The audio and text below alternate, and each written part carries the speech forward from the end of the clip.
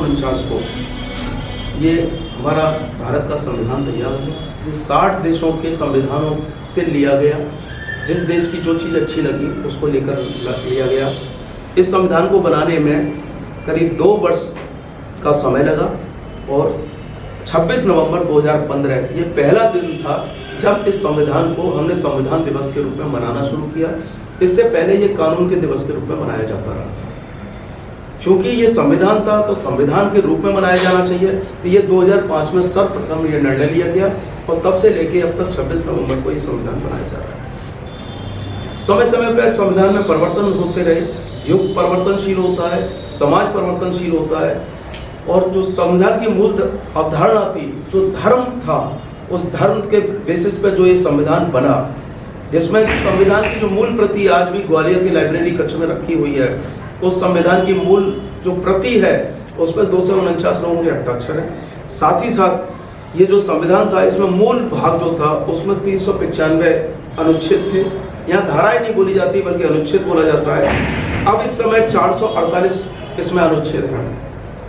22 भाग थे, अब 25 भाग हैं। 8 शेड्यूल थे, अब 12 शेड्यूल हैं। इस संविधान पे 284 लोगों के हस्ताक्षर थे। संविधान सभा में 289 लोग थे, इसमें से 284 के द्वारा इसमें हस्ताक्षर किए गए। सबसे बड़ी खास बात यह है कि जो मूल प्रति है उस मूल प्रति के प्रथम पृष्ठ पे किसी चीज का जो प्रेजेंटेशन होता है वो प्रथम पृष्ठ से होता है। इस मूल प्रति के प्रथम पृष्ठ पर राम, जानकी और लक्ष्मण जी के चित्र लगा हुआ है। इससे स्पष्ट होता है कि संविधान बनाने वालों के मन में ये भाव था कि इस देश के जो राष्ट्र हैं, प्रेमी हैं, जो राष्ट्र की ध्वजा को लेकर चले रहे हैं, जिनके बेसिस पर राष्ट्र चल रहा है, वो राम थे और राम की अवधारणा को लेकर ये संविधान बनाया गया। यद्यपि इसमें सभी लोगों का समावेश किया गया, इसमें किसी जाति पंथ समुदाय को प्राथमिकता नहीं दी गई थी, मगर बाद में कुछ संशोधन हुए। उन संशोधनों से थोड़ा सा जो पृथकतावादी ताकतें हुई वो मजबूत हुई। आज पुनः हम इस बात की समीक्षा के लिए यहाँ बैठे हुए हैं, क्या इस संविधान में परिवर्तन आवश्यक है या नहीं। मुझे लगता है, जहाँ तक मैंने पढ़ा है पिछले 25 सालों में जो मैंने संविधान को कई बार रीड किया, मुझे लगता है इस संविधान में परिवर्तन करने की आवश्यकता है। आर्टिकल 368 कहता है कि मोस्टली संविधान में परिवर्तन किए जाते रहे हैं और अब तक 114 इसमें परिवर्तन हो चुके हैं। मोस्टली हमारे देश में एक सबसे बड़ी विडंबना है कि हम लोग मौलिक अधिकारों की बात करते हैं। हमारा ये मौलिक अधिकार है। मौलिक अधिकार जो है वो सिर्फ 4 या 5 हैं, सुनने लायक है, समझने लायक है। समानता का अधिकार, मैं और आप समान है, तो मौलिक अधिकार है ये मेरा कि सबके साथ समानता का व्यवहार हो। मैं किसी भी जाति, धर्म, संप्रदाय का हूँ, मगर समानता का अधिकार है। स्वतंत्रता का अधिकार, फ्रीडम राइट्स। शोषण के विरुद्ध, मेरे साथ कोई शोषण करता है, आपके साथ कोई शोषण करता है, उसके विरुद्ध भी अधिकार है। धर्म की स्वतंत्रता, यहाँ शब्द है संविधान के मूल मौलिक अधिकारों में दिया है, धर्म की स्वतंत्रता।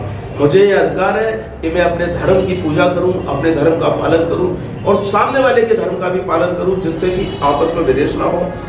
सांस्कृतिक और शैक्षिक अधिकार, किसी भी देश की राष्ट्र की अवधारणा होती है सांस्कृतिक, और यहाँ मैं ये कहूँगा कि हमारे देश की जो सांस्कृतिक अवधारणा थी वो आदिकाल से चली आ रही है और वेदों से कहिए या किसी भी चीज़ से कहिए, अवधारणा सिर्फ ये की है कि हमारा जो सांस्कृतिक राष्ट्रवाद है वो किसी भी दशा में पिछड़ नहीं सकता है। और एक चीज़ और होती है, एक होता है संवैधानिक उपचारों का अधिकार। आपको किसी ने मारा, आपके साथ किसी ने गलत किया, चाहे वो मैं हूँ, कोई प्रशासन का आदमी है, पुलिस का आदमी है, उसके पीछे रेमेडी का अधिकार दिया गया है। वो अधिकार जो दिए गए हैं ये मूल अधिकारों में दिए गए हैं। मेन चीज़ ये है, मगर आज हम बात करते हैं कि मूल अधिकारों की, हर कोई मूल अधिकारों की बात करता है, मगर मूल अधिकारों से ज़्यादा जरूरी है मूल कर्तव्य। हमारे संविधान में जो मूल कर्तव्य दिए गए हैं उन पर आज तक किसी का ध्यान नहीं गया। हम पिछले 50 सालों से, 60 सालों से मूल अधिकारों की बात करते चले आ रहे हैं। कभी हमने मूल कर्तव्य भी खोलकर देखे कि हमारे मूल कर्तव्य क्या है, हमें यहाँ आना होगा, मूल कर्तव्य क्या है वो भी जरा सोचने पड़ेंगे। वैज्ञानिक सोच को बढ़ावा देना, मानवतावाद को बढ़ावा देना। माता पिता और अभिभावकों को यह अधिकार है कि वो अपने बच्चों की शिक्षा अच्छी कराए, और बच्चों को यह अधिकार है कि वो अपने माता पिता से भी कह सके कि मुझे आप अच्छी शिक्षा दिलाइए। ठीक है, अच्छी शिक्षा का मतलब ये नहीं होता कि आप अच्छे स्कूल में पढ़ा रहे हैं। शिक्षा का मतलब ये होता है कि आप विभिन्न क्षेत्रों में जो भी चीज़ें पढ़ रहे हैं उनको अच्छी तरीके से पढ़ें। एक चीज़ और है, महान आदर्शों को संजोना। अभी तक हमारे देश के जो महान आदर्श थे उन पर किसी का ध्यान नहीं गया कि हमारे देश के जो वास्तविक महान आदर्श थे, जैसे चंद्रशेखर आजाद, भगत सिंह और भी बहुत से क्रांतिकारी थे, अपने संघ के से भी बहुत से पदाधिकारी थे जिन्होंने राष्ट्रीय स्वतंत्रता संग्राम में भी पार्ट लिया और उससे पहले भी लगातार वो करते रहे, हर चीज़ का विरोध करते रहे। तो उनका भी जो हमारे आदर्श है, प्रेरणा स्रोत है, ये हमारा कर्तव्य है मूल कि हम उनकी यादें करें। याद करने के बाद में उनके द्वारा दिए गए आदर्शों को सोचें और आदर्शों को देखने के बाद में उन आदर्शों का पालन करें। ये बहुत जरूरी चीज़ है। एक सबसे बड़ी और इस समय चल रही है वनों, झीलों, नदियों और जीवों की सुरक्षा का अधिकार। आज मैं एक छोटी सी बात कहना चाहूँगा। भीम का बेटा था, भीम पहुँचे, जंगल में पहुँचे, वो नदी में जो तालाब में हाथ धो रहे थे, उनके बेटे घटोत्कच ने उनको लेके पटक दिया और कहा कि नहीं, तुम इस पानी को गंदा कर रहे हो, हमें ये अधिकार नहीं है कि हम अपने गंदे पानी को नदियों में डालें, मगर डाल रहे हैं, इसको रोकना होगा। वनों का अधिकार है, पर्यावरण की सुरक्षा का अधिकार है, इस ओर भारत सरकार का भी ध्यान है, अपने भी अधिकारियों का ध्यान है। देश की रक्षा का अधिकार और देश की रक्षा में जब समय पड़ने पर हर तरीके से जो सहयोग दिया जाता है वो भी देश की रक्षा कहलाती है, चाहे आप फिजिकल दें, शारीरिक दें, मानसिक दें या पैसे से दें, किसी भी प्रकार से जो सहयोग किया जाता है वो उसका है। और सबसे बड़ी चीज़ आती है सांस्कृतिक रूप से गौरवशाली परंपरा का परीक्षण करना। हमारी जो सांस्कृतिक गौरवशाली परंपरा, उसका परीक्षण करना हमारा सबसे बड़ा अधिकार है। और आज की डेट में मैं ये चाहूँगा कि हम 3 चीज़ों पे, एक महान आदर्शों पर और सांस्कृतिक रूप से अवधारणाएं, इस पर विशेष ध्यान देंगे। मैं चाहूँगा कि आप भी अपने लेवल पे इस रिलेटेड चलो, क्योंकि यहाँ गोष्ठी का समय सीमित होगा, इसीलिए मैं अपनी बात को संक्षेप में रख रहा हूँ। ठीक है। इस देश में जो मोदी जी की सरकार आने के बाद में, या मैं ये कहूँगा राष्ट्रवादी सरकार आने के बाद में, जो सबसे बड़ा परिवर्तन किया गया, इस देश को जो प्रत्यक्षवादी अलगाववादी ताकतों ने विखंडित कर रखा था, कभी धारा 370 का बहाना लेकर, कभी 35 का बहाना लेके, और जिसके बारे में लोग ये कहते थे कि अगर ये धारा हटा दी तो देश में कत्लेआम हो जाएगा। और मुझे तो जहाँ तक याद है 370 2 साल पहले हटी थी, डेट बता रहा हूँ 5 अगस्त 2019, और मुझे नहीं मालूम कि 6 अगस्त को कहीं पे एजिटेशन भी हुआ हो, 6 अगस्त को 50 शिक्षकों ने, 50 बच्चों ने कहीं पर हंगामा भी किया हो कि ये धारा गलत हटाई गई है। तो ये सब लोग गुमराह करते हैं। और जो वामपंथी विचारधारा के लोग हैं, उनका सिर्फ एक ही मोटो है कि अपनी विचारधारा को बनाए रखने के लिए वो गलत तरीके से करते हैं। अभी भी चल रहा है कि अगर ऐसा करेंगे तो ऐसा हो जाएगा, ऐसा करेंगे, मगर कुछ नहीं होगा वही जो राष्ट्र हित में होगा। वर्तमान में धारा 368 जिसके अंतर्गत रहते हुए, चूंकि मूल अनुच्छेद और जो दिया गया है संविधान में, वो 368 शुरू में ही दिया गया है, उससे हम कोई छेड़छाड़ नहीं कर रहे, मूल अवधारणा से कोई छेड़छाड़ नहीं कर रहे। उसके अंतर्गत रहते हुए समाज चूंकि परिवर्तनशील होता है, विकसित होने के लिए, इस राष्ट्र को ऊंचाइयों पर पहुंचाने के लिए हमें सोचना होगा, आपको भी सोचना होगा, हर व्यक्ति को सोचना होगा कि संविधान में क्या परिवर्तन आवश्यक है। और यदि कोई ऐसा परिवर्तन आता है तो आप सोशल मीडिया के माध्यम से हर तरीके से आप उस अवधारणा को आगे फैलाने का काम करेंगे। आप बच्चे हैं, मगर मेरा मानना है कि बच्चे ही ताकत होते हैं।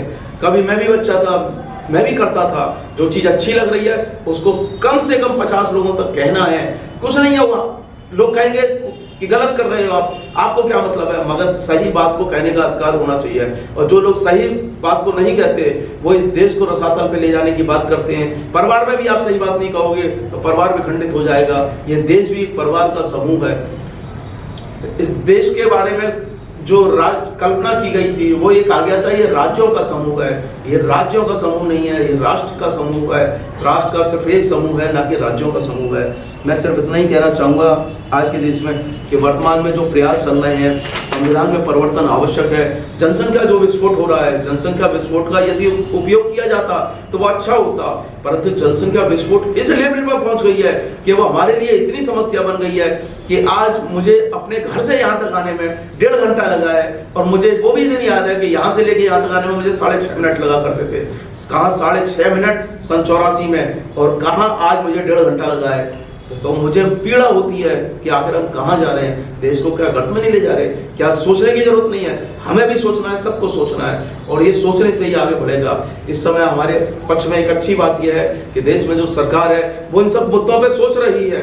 चाहे वो वनों के उस पर हो चाहे किसी भी बिंदु पर हो, उसका सोच यही है कि एक और विषय आता है सांस्कृतिक जिहाद, जो अभी मूल कर्तव्य है सांस्कृतिक जिहाद के नाम पे जो आजकल चल रहा है।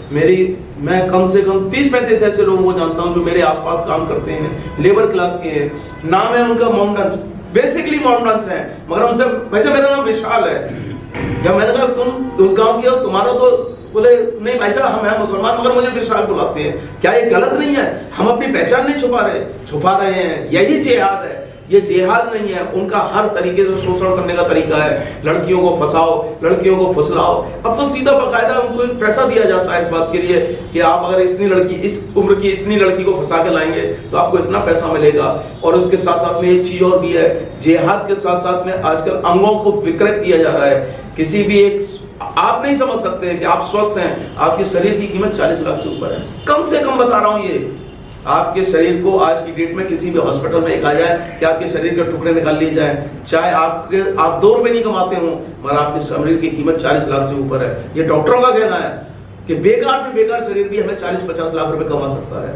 क्या ये जिहाद नहीं है कि आप लड़कियों की हत्या कर रहे हैं, उनके साथ फर्जी ढोंग बना के शादियां कर रहे हैं, उसके साथ में एक के बाद में एक फिर लगातार शादियां कर रहे हैं। हिंदू अवधारणा में सिर्फ बहुपत्नी प्रथा नहीं था, बल्कि एक पत्नी था, और इनके यहाँ जो बहुपत्नी प्रथा है वो भी गलत है, उसका विरोध किए जाने की आवश्यकता है और हर लेवल पे विरोध होना चाहिए, ऐसा मेरा मानना है। संविधान दिवस मनाएं, मगर संविधान दिवस सिर्फ कागजी रूप से ये ना मनाएं कि संविधान लिया और हमने पढ़ लिया। संविधान की जो मूल आत्मा है उसमें अंदर जाने का प्रयास करें। उसके लिए ज्यादा कुछ नहीं करना, एक बार मूल कर्तव्यों को पढ़िएगा, मैं बाकी लिटरेचर आपको खत दे दूंगा। उसके बाद में आप जब मूल कर्तव्यों को पढ़ेंगे तो मूल कर्तव्यों को पढ़ने के बाद में आपके अंदर अपना भी एक आग जुनून होगी, एक जुनून पैदा होगा कि नहीं मुझे कुछ करना है। और इस समय जो देश की राष्ट्र के अधिकारी हैं या राष्ट्र के जो शासन और प्रशासन के लोग हैं, वो भी चूंकि इस बात पर पहुंच चुके हैं कि ये सी सांस्कृतिक अवधारणा को बचाए रखना इस देश के लिए बहुत आवश्यक है। इन्हीं बातों के साथ मैं इस अपने प्रथम सत्र की बात को विराम देता हूं और आभार प्रकट करता हूं कि मुझे आपने बुलाया।